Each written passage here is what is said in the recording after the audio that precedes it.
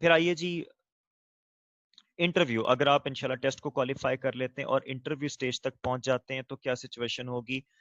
5 candidates are interviewed for 1 seat. Let's say अगर 10 seats announce हुई हुई हैं किसी एक सब्जेक्ट के लिए, तो 50 people will be interviewed for those 10 seats. तो आप एवरेज निकाल लें तो 5 people are interviewed for 1 seat. ये बेसिक प्रिंसिपल है पंजाब पब्लिक सर्विस कमीशन का, और ये हमेशा इसी अंदाज में फॉलो हो रहा होता है। अब एक केस सिनेरियो ये हो सकता है कि अगर 10 सीट्स थी और टेस्ट को पास करने वाले लोग 50 नहीं है बल्कि 30 हैं या 35 हैं, तो फिर जो जितने लोग टेस्ट पास करेंगे उन सबको कॉल कर लिया जाएगा, ठीक है? और उतने इंटरव्यूज हो जाएंगे। फिर यहाँ पे 5 कैंडिडेट टू 1 सीट का रूल फॉलो नहीं होगा। और अगर फर्ज कर लें कि ऐसा हो जाता है कि there are 10 seats and there are 5 people who have passed the test, तो अब सीट्स ज्यादा है, 5 लोगों को कॉल कर लिया जाएगा, those 5 people will be interviewed. और अगर उनमें से कोई भी क्वालिफाई नहीं करता इंटरव्यू को तो सबके सब रिजेक्ट हो जाएंगे, सीट्स वेकेंट रह जाएंगी। तो एक कन्फीन ये अपने ज़हन से निकाल दीजिएगा कि अगर ये 10 या 12 या 20 सीट्स अनाउंस हो रही हैं तो वो इसको लाजमी तौर पे फिल करेंगे। उन्होंने क्वालिटी इंश्योर करनी होती है पब्लिक सर्विस कमीशन ने। अगर क्वालिटी इंश्योर नहीं हो रही, कैंडिडेट्स में इतनी कैपेबिलिटी नहीं है कि कल को वो जब जॉब अटेन करते हैं तो डिलीवर कर सकें, तो गवर्नमेंट आपको वो जॉब नहीं देती है। Punjab public service commission government of Punjab को लेटर लिख देगा, no suitable candidate was found for these seats. फिर गवर्नमेंट की मर्जी है कि दोबारा से ऐड दे या उन सीट्स को खाली रहने दे। लेकिन ये कोई रूल नहीं है कि अगर 12 या 15 या 20 सीट्स आ रही हैं तो गवर्नमेंट उनको लाजमी तौर पे फिल करेगी। ये आपकी कैपेबिलिटी पे डिपेंड करता है। और माजी में ऐसा होता रहा है कि सीट्स जो है वो खाली चली जाती हैं।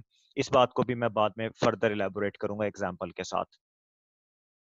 आपको डॉक्यूमेंट्स कौन-कौन से चाहिए? जी, आपको ओरिजिनल वैलिड सीएनएसी चाहिए आपका। उसकी फोटोकॉपी नहीं चल सकती, कलर फोटोकॉपी नहीं चल सकती, ओरिजिनल गुम हो गया हुआ है, आपके पास कॉपी पड़ी हुई है, नहीं चलेगी। आपको ओरिजिनल सीएनएसी चाहिए। गुम हो गया हुआ है तो बनवाना पड़ेगा। इवन अगर आपका सीएनएसी एक्सपायर है तो वो भी एक्सेप्टेबल नहीं है, आपको उसको रिन्यू करवाना पड़ेगा। तो अगर आप में से किसी के पास ये इशू है सीएनएसी का तो आप इस तरफ तवज्जो दीजिए। डोमिसाइल बड़ा लाजमी है, डोमिसाइल के बगैर उन्होंने आपको इंटरव्यू कंडक्ट नहीं करना। ये जितने डॉक्यूमेंट्स आपको यहाँ पे नजर आ रहे हैं ये आपको on the day of interview चाहिए होंगे। बिफोर स्टार्टिंग योर इंटरव्यू आपके ये सारे डॉक्यूमेंट्स फिजिकली चेक होंगे, एक एक डॉक्यूमेंट चेक होगा। और अगर वो वैलिड होगा तो आपको इंटरव्यू में उन्होंने बैठने देना, अदरवाइज आपको इंटरव्यू से पहले घर वापस भेज दिया जाता है। So these documents are compulsory. You need to have your domicile आपके डिस्ट्रिक्ट का, आपका मैट्रिक का ओरिजिनल सर्टिफिकेट, रिजल्ट कार्ड की बात नहीं कर रहा हूँ, सर्टिफिकेट की बात कर रहा हूँ, उसकी कलर कॉपी नहीं, ओरिजिनल। आपकी एफएससी का ओरिजिनल सर्टिफिकेट, आपकी बीएससी की ओरिजिनल डिग्री, बीएससी का रिजल्ट कार्ड नहीं, बीएससी की ओरिजिनल डिग्री आपको रिक्वायर होगी। आपको अगर आपने एमएससी किया हुआ है, आपने बीएस ऑनर्स किया हुआ है, आपने एमएस किया हुआ है, आपने एमफिल किया हुआ है, what ever the qualifications you have obtained, आपको उन तमाम के तमाम की ओरिजिनल डिग्रीज चाहिए। एचईसी अटेस्टेड होना उसका लाजमी नहीं है, लेकिन ओरिजिनल डिग्री रिक्वायर है। ट्रांसक्रिप्ट, नोटिफिकेशन, रिजल्ट कार्ड, इनमें से कोई भी ऐसी चीज नहीं है जिसको वो एक्सेप्ट करें। They don't accept these things. वो आपसे ओरिजिनल डॉक्यूमेंट्स रिक्वायर करेंगे। अगर आप ऑलरेडी गवर्नमेंट सर्विस में जॉब कर रहे हैं, किसी स्कूल के अंदर जॉब कर रहे हैं, किसी और महकमे में जॉब कर रहे हैं, फिशरीज में है, वाइल्ड लाइफ में है, wherever you are doing a job, और आप यहाँ पर अप्लाई करना चाह रहे हैं तो आप थ्रू प्रॉपर चैनल अप्लाई कीजिए अपने डिपार्टमेंट से एनओसी लेके। और फिर एनओसी भी जिस दिन आप इंटरव्यू के लिए जाएंगे उस दिन आपको वो एनओसी भी वहां पर प्रेजेंट करना पड़ेगा। इसका आपको एडवांटेज ये होता है कि आपकी पिछली सर्विस काउंट हो जाती है, आपके जितने इंक्रीमेंट्स लगे हुए होते हैं, आपको जो पिछले बेनिफिट्स होते हैं, आपके फाइनेंशियल बेनिफिट्स इन पर्टिकुलरली, वो सारे के सारे सेफ रहते हैं। अगर आप थ्रू प्रॉपर चैनल अप्लाई नहीं करते हैं तो आपकी सारी की सारी जो पिछली सर्विस है वो लॉस हो जाएगी। तो लाजमी तौर पे थ्रू प्रॉपर चैनल अप्लाई कीजिए अगर आप ऑलरेडी गवर्नमेंट सर्विस के अंदर हैं।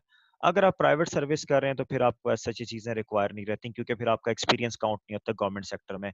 Let's say if you are teaching in Punjab college और सुपीरियर कॉलेज, तो आपको जो है वो आपका एक्सपीरियंस गवर्नमेंट सेक्टर में काउंट नहीं होता, तो इन दैट केस आपको एनओसी की रिक्वायरमेंट नहीं रहती है। Who can apply? अब ये बड़ा कॉमन क्वेश्चन है कि जी लेक्चरार बायोलॉजी की अगर सीट है तो कौन कौन सी डिग्रीज वाले अप्लाई कर सकते हैं। तो इसी तरह लेक्चरार जोलॉजी के लिए कौन कौन अप्लाई कर सकता है। तो there are 18 categories of different degrees those people can apply for the post of the lecturer in biology. इनमें से कौन कौन से हैं जी? आपको minimum second class master degree चाहिए होगी, थर्ड क्लास मास्टर डिग्री। अगर आपकी थर्ड डिवीजन है तो वो एक्सेप्टेबल नहीं है, you are not eligible. First division और मैक्सिमम सेकंड डिवीजन, इससे जो है वो लो लेवल वो एक्सेप्ट नहीं करते। सो अगर आपने मास्टर्स डिग्री की हुई है जी बायोलॉजी के अंदर, तो फिर आपकी जो बीएससी है वो with both botany and zoology होनी चाहिए, ठीक है जी। इसी तरह से अगर आपने जो है वो डिग्री की हुई है बॉटनी के अंदर, तो फिर आपकी बीएससी अगेन बॉटनी और zoology दोनों के साथ होनी चाहिए if you are applying for biology. Likewise अगर आपकी मास्टर्स डिग्री जोलॉजी में है तो अगेन आपकी बीएससी विद बॉटनी जोलॉजी होनी चाहिए। अब इसमें आपको कुछ लोग जो है वो साइकोलॉजी कॉम्बिनेशन के साथ बीएससी कर लेते हैं, तो ये फिर वो डिसएडवांटेज होता है जो उनको यहाँ पर आकर फेस करना पड़ता है। उसके बाद बीएस ऑनर्स माइक्रोबायोलॉजी वाले अप्लाई कर सकते हैं, बीएस ऑनर्स मॉलिक्यूलर जेनेटिक्स वाले, BS honours marine biology, MSE zoology वाले अप्लाई कर सकते हैं, BS honours zoology, BS bioinformatics ये न्यू ब्रांच है, fresh water biology and fisheries वाले, BS honours genetics, MSc biology plant sciences, ये different universities different degrees offer करती हैं, सिर्फ पंजाब यूनिवर्सिटी की हद तक बात नहीं है। इसी तरह से जी एमएससी बायोलॉजी एनिमल साइंसेज के साथ कर सकते हैं, बीएससी एमएससी बॉटनी वाले अप्लाई कर सकते हैं, बीएस ऑनर्स बॉटनी वाले कर सकते हैं, बीएस ऑनर्स बायोटेक्नोलॉजी या बीएससी ऑनर्स बायोटेक्नोलॉजी वाले कर सकते हैं, बीएस या BSc honours biotech chemistry and environmental sciences. So ये 18 लोग हैं जो कि अप्लाई कर सकते हैं into lecturer in biology. As far as it is concern के आपके पास जोलॉजी में कौन कौन अप्लाई कर सकता है, तो if you are MSc in zoology with second class degree least you can apply MSc entomology या masters in entomology, plant breeding and genetics, mycology and plant pathology, और MSc biology with animal sciences. तो ये वो scenarios हैं जो apply कर सकते हैं। अब पॉसिबली आप में से कुछ लोग ऐसे हो सकते हैं जो इनमें से किसी में भी फॉल ना कर रहे हो, तो उनके लिए पीपीएससी ने जो इंस्ट्रक्शंस दी हुई हैं वो ये है कि जी अगर एक कैंडिडेट ये क्लेम करता है कि उसकी क्वालिफिकेशन जो है वो इक्वलेंट है with the prescribed qualification, let's say if you are trying to apply for botany और सॉरी बायोलॉजी और zoology एंड यू फील कि आपकी जो डिग्री है that should be considered equivalent to the MSc zoology और to the MSc biology etcetera या botany, तो उसके लिए आपको इक्वलेंस सर्टिफिकेट जो है वो रिक्वायर होता है। अमूमी तौर पे जो है वो इस्लामाबाद के अंदर जो है वो बोर्ड है जो आपको इक्वलेंस इशू करता है, लेकिन बार के इक्वलेंस इशू करवाना आपकी रिस्पॉन्सिबिलिटी होती है, आपके एंड पे है, ये पीपीएससी के एंड पे नहीं है, ये गवर्नमेंट के एंड पे नहीं है। आपको on the day of interview वो लेटर ऑफ इक्वलेंस से इक्वलेंस सर्टिफिकेट अपने साथ लेके जाना पड़ता है, ओरिजिनल वाला, ठीक है। और अगर आप जो है वो ओरिजिनल इक्वलेंस सर्टिफिकेट वहां पे प्रोड्यूस नहीं कर पाते हैं, तो आपका इंटरव्यू कैंसिल हो जाएगा और इसका कोई क्लेम नहीं होता। तो अगर आप में से किसी ने डीवीएम किया हुआ या कोई और ऐसी डिग्री की हुई और आप ये फील करते हैं कि आपको बायोलॉजी या जोलॉजी के लिए कंसीडर किया जाना चाहिए, तो इसका बेस्ट वे ये है कि आप जो है वो इक्वलेंस सर्टिफिकेट ऑब्टेन करें। आप अपना प्रोसीजर जो है वो आपको इंटरनेट पर सर्च करेंगे मिल जाएगा इक्वलेंस सर्टिफिकेट के लिए। आप वो इक्वलेंस सर्टिफिकेट बनवाइए और उसके बाद वो इंटरव्यू वाले दिन आप अपने साथ कैरी करेंगे। एक और क्वेश्चन जो अक्सर स्टूडेंट्स के जहन में आता है जी, क्या कोई टीचिंग एक्सपीरियंस रिक्वायर है? आप लेक्चरार की जॉब के लिए अप्लाई करें, इसके लिए किसी भी किस्म का कोई टीचिंग एक्सपीरियंस आपको रिक्वायर नहीं है। आप फ्रेश कैंडिडेट हैं, आपने गुज़िश्ता कल को डिग्री ऑब्टेन की थी, कल को आपका अभी कह लें कि आपको डिग्री मिली है, तो आपके लिए ज़रूरी नहीं है कि आप लोग जो है वो आपका कोई एक्सपीरियंस हो। आपको मेंशन करने की भी ज़रूरत नहीं है, आपको एक्सपीरियंस सर्टिफिकेट बनवाने की भी ज़रूरत नहीं है।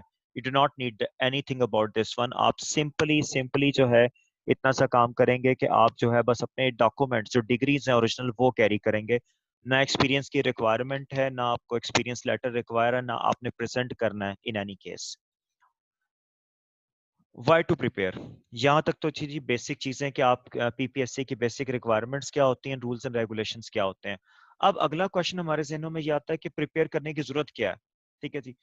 तो प्रिपेयर करने की जरूरत जो है वो इस वजह से है कि बहुत सारे इश्यूज जो हैं वो अराइज होते हैं, और बहुत सारे लोग, मैंने पहले भी कहा कि इसको बहुत ज्यादा लीनियंट लेते हैं। तो इसलिए just for your knowledge, just for your interest, मैंने यहाँ पे केसेस जो है वो आपके साथ एक टेस्ट एग्जाम्पल के तौर पे केस डिस्कस कर रहा हूँ।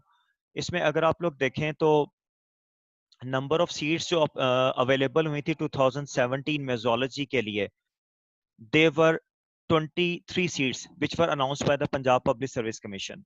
ये जो 23 seats Punjab public service commission ने असिस्टेंट प्रोफेसर जोलॉजी के लिए अनाउंस की थी 2017 में, उसका जो एमसीक्यूज बेस्ड टेस्ट था उसमें सिर्फ 227 कैंडिडेट्स अपीयर हुए थे। अब आप इस पे हैरान हो सकते हैं कि इतने कम कैंडिडेट्स क्यों अपीयर हुए थे, तो उसके लिए पंजाब पब्लिक सर्विस कमीशन की दो कंडीशंस थी। Number one, the minimum qualification should be MPhil. इससे नीचे एमएससी एक्सेप्टेबल नहीं थी, बीएस ऑनर्स एक्सेप्टेबल नहीं था, बीएस ऑनर्स एक्सेप्टेबल नहीं था। और दूसरा आपको 5 साल का एक्सपीरियंस, 5 इयर्स एक्सपीरियंस, और वो जो 5 ईयर एक्सपीरियंस है वो 5 ईयर एक्सपीरियंस किसी सरकारी कॉलेज का होना चाहिए, कोई पब्लिक सेक्टर कॉलेज का, या अगर प्राइवेट सेक्टर में उन्होंने कंसीडर किया था तो पंजाब कॉलेज का एक्सपीरियंस कंसीडर किया था।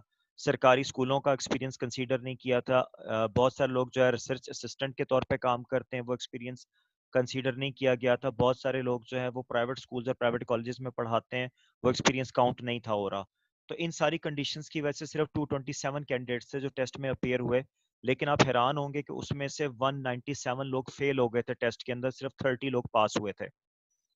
असूली तौर पे तो ये बनता था कि 23 पोस्ट थी, तो 23 पोस्ट के लिए 115 लोगों का इंटरव्यू होता, 115 people should have been interviewed, लेकिन अनफॉर्चुनेटली सिर्फ 30 लोग टेस्ट में पास हुए थे, 197 फेल हो गए थे।